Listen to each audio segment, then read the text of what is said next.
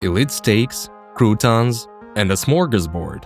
No, it's not a dinner at a fancy hotel. It's an ordinary school lunch. I'll tell you about how school children are fed in different countries around the world. From mashed potatoes with meatloaf to very extravagant dishes that you definitely wouldn't expect to find in a regular cafeteria. And at the end, I'll show you Brazil, where because of school meals, children are facing an obesity problem. What kind of food did they give there? Watch until the end. Japan.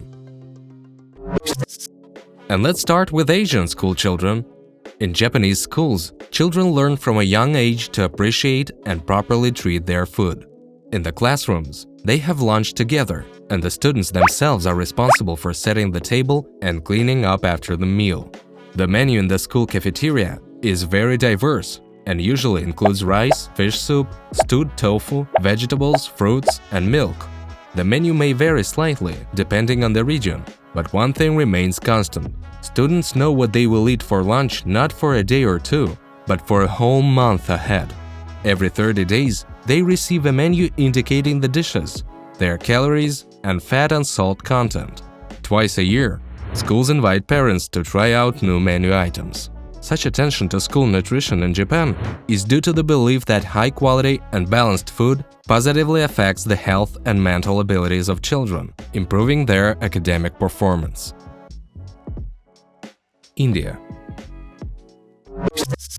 In India, there exists a unique system of home-cooked food delivery, deeply rooted in the country's culture. This system has given rise to a profession known as dabbawala, a food delivery person who collects prepared meals from homes and delivers them directly to schools for children or to offices for working adults.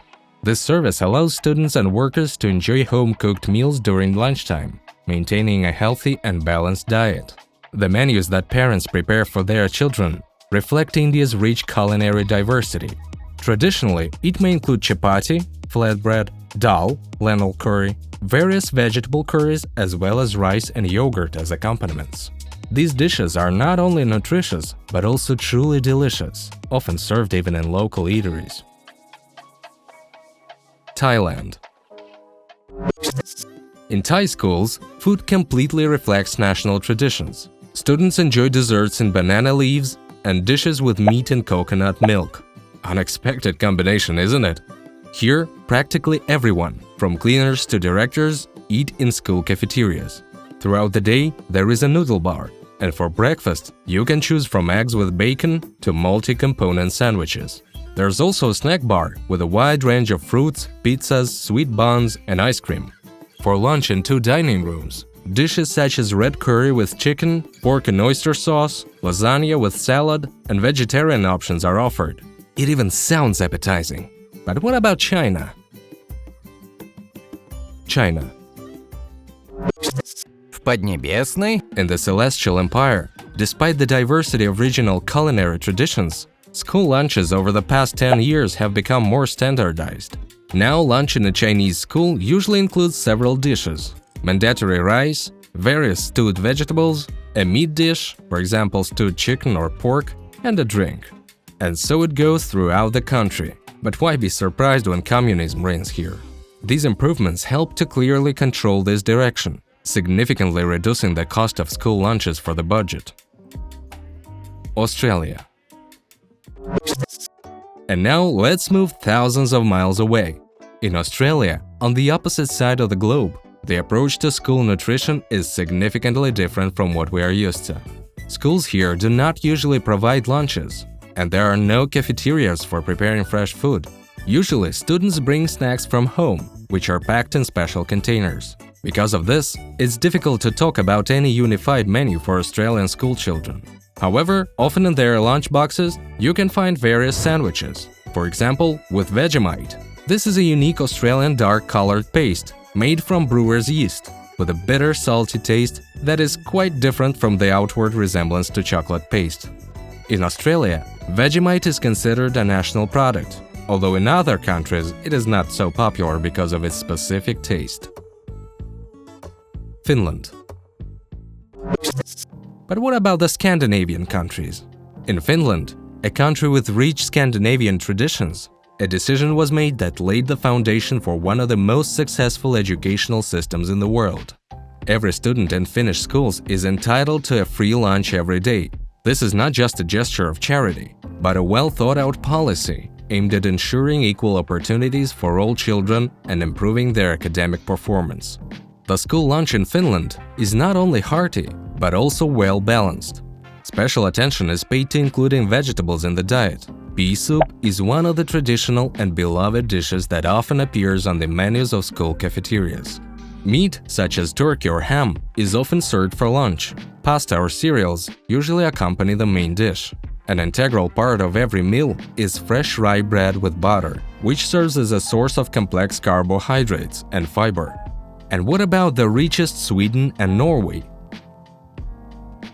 Sweden. In Swedish school cafeterias, the concept of the smorgasbord reigns supreme, which has become popular worldwide. Surprising, isn't it? Here, a variety of salads, sauces, and hot dishes are offered, with up to 6 different types of salads available. Swedes adhere to the motto, "Vegetables are a mandatory part of the diet." Each dish is accompanied by a label describing it, helping children make informed choices. It's important that primary school teachers carefully monitor to ensure that children do not take what doesn't suit them for dietary or religious reasons.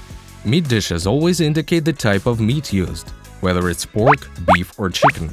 One day a week in Swedish schools is devoted exclusively to fish, reminiscent of the traditions of the USSR, where Wednesday was Fish Day.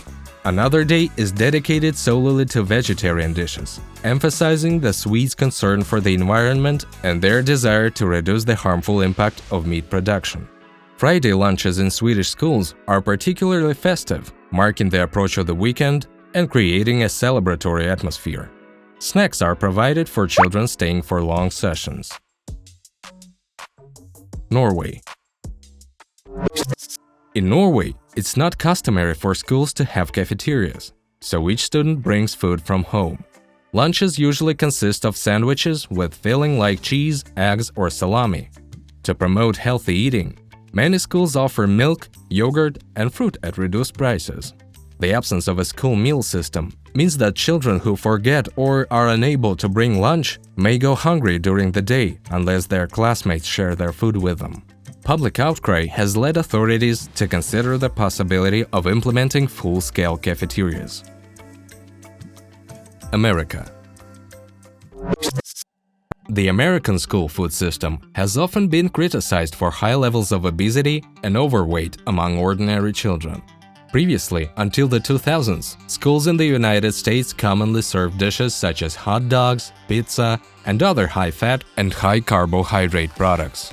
Over time, especially by the mid-2000s, positive changes began in the organization of food in school cafeterias. The modern school lunch in America usually includes healthier options, such as fruits and vegetables. However, hamburgers and nuggets still remain on the menu, albeit not meeting healthy eating standards. According to reviews, burgers in school cafeterias often leave much to be desired in taste and quality, mainly due to the use of pre-frozen products. For drinks, students are offered juice or milk, which is a healthier choice compared to carbonated beverages. Canada. In Canada, the school system is much more organized, with 3 levels depending on the age of the students. In elementary school, where children up to 12 years old attend, there are no cafeterias, so parents prepare lunches for their children. Lunchboxes often include pizza, sausages, boiled eggs, and fruits, such as bananas and apples. Chips, chocolate, and peanuts are prohibited, due to the possibility of allergic reactions. In high schools, centralized catering is provided, where the cost of lunch ranges from $5 to $7. The menu may include meat dishes with pasta or rice garnishes, and various vegetables. Canadians take pride in their snack culture, which differs from American counterparts, and is adapted to local realities. For example, among unique Canadian snacks, jelly candies called jujubes, similar in name to alcoholic beverages but having a completely different taste, are particularly popular. Russia. And what about school lunches in Russia? Modern school nutrition in Russia now follows recommendations based on the principles of healthy eating. No more free pies! These recommendations involve including in the menu products enriched with the necessary vitamins, minerals, as well as essential amino acids and polyunsaturated fatty acids necessary for the full growth and development of children. For breakfast, preference is given to cereals, cottage cheese, and egg dishes, as well as fresh vegetables and fruits. Lunches consist of a variety of vegetable snacks, soups, side dishes, main dishes of meat or fish, as well as compotes or fruit drinks. The dishes are prepared by stewing, boiling, or baking, which helps preserve the nutritional value of the products. Fried and smoked dishes are excluded from the menu, which corresponds to modern requirements for healthy eating. Of course, the menu may vary greatly from school to school, but now they try to monitor this very strictly. Africa. Well, I must tell you about Africa. For example, in South Africa, there is no state school feeding program, so many students bring home-cooked food with them, often limited to simple sandwiches, or they purchase inexpensive but not the healthiest snacks like chips. This contributes to the problem of obesity among school children in the country. However, it is a fairly wealthy country, considering it within the context of this continent. In Kenya, on the other hand, the diet of school children is characterized by high consumption of cereals, root vegetables, bananas, dairy products, meat, poultry, fish, and vegetables. Yet the variety of food remains low, indicating the need for additional resources to improve children's nutrition. Some countries, including Kenya, have implemented school feeding programs, offering hot lunches, snacks, and even take-home rations to maintain attendance. In most cases, children receive meals 5 to 6 times a week, and in some countries like Niger and Tunisia, breakfasts and dinners are also provided in boarding schools. But what about the hungry children? Well, the majority of these school meals are the concern of international organizations. For many students, this is sometimes their only meal of the day. A study on school feeding coverage in 41 African countries showed that on average only 23% of schools provide meals, with a wide variation across regions. The highest coverage is recorded in Egypt, Nigeria, and South Africa. In the rest, children munch on roots brought from home. And that's the best-case scenario. South Korea. South Korean schools also have their peculiarities. Although boys and girls study together, they have separate lunches in the cafeteria. As for the school menu, it offers a variety of dishes in small portions. The menu always includes such main dishes as rice or miso soup, as well as various vegetables, among which cabbage kimchi is often found. Tofu is often served as a dessert. For a fruit snack, students are offered fruits, and for drinks, juice or yogurt. Italy. And what about school lunches in Europe? For example, Italy is renowned for its attention to the quality of school meals, where the menu often includes items typical of Italian cuisine. Cafeterias serve dishes such as pasta with various sauces, vegetable soups, as well as chicken or fish, complemented by fresh vegetables and fruits. This underscores the students' commitment to healthy and balanced nutrition. At the same time, in Italy, the culture of home-cooked food is firmly established, and many students prefer to bring lunches from home. Despite the traditions of healthy cuisine, homemade lunchboxes often contains less healthy options, such as sandwiches with Nutella chocolate spread, pizza slices, or sweet pies. France. Now in France, school lunch is a whole ritual, involving several courses. It starts with an appetizer, which is usually a salad made from fresh vegetables. This is followed by the main course, meat, chicken, or fish, accompanied by stewed vegetables and a garnish of rice or potatoes. Fresh bread is an integral part of lunch. Instead of juice, tea, or milk, French students drink a glass of water, emphasizing their commitment to healthy eating. Most schools offer a menu for the week ahead, allowing parents to preview upcoming dishes and plan home dinners to ensure variety in their children's diets. Germany. In Germany, things are a bit worse off. Not every school has a cafeteria, so children often have to bring lunches from home.